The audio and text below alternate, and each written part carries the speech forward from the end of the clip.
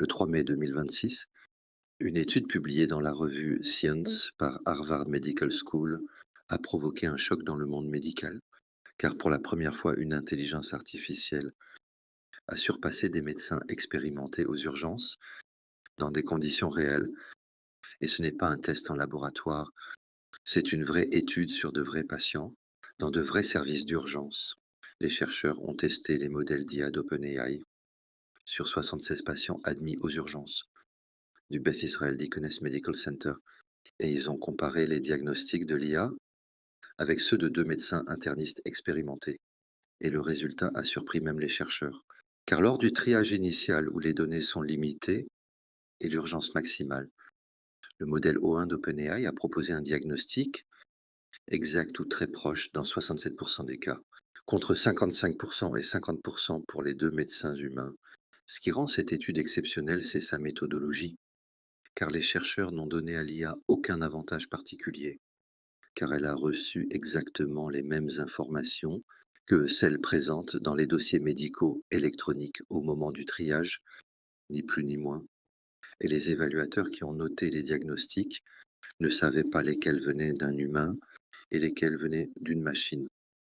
Et dans ces conditions, le modèle a surpassé l'ensemble des références humaines et des versions précédentes testées, selon Arjun Rai, responsable d'un laboratoire d'IA à Harvard.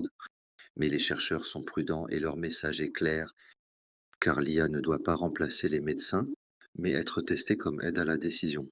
Et l'étude souligne que ces outils ne sont pas encore prêts à prendre des décisions vitales en situation réelle. Et l'étude s'est aussi limitée à l'analyse de données textuelles, alors que les modèles actuels montrent encore des limites dans le traitement d'images médicales. Et les chercheurs estiment que ces performances justifient désormais des essais cliniques prospectifs, contrôlés et menés dans de vrais environnements de soins.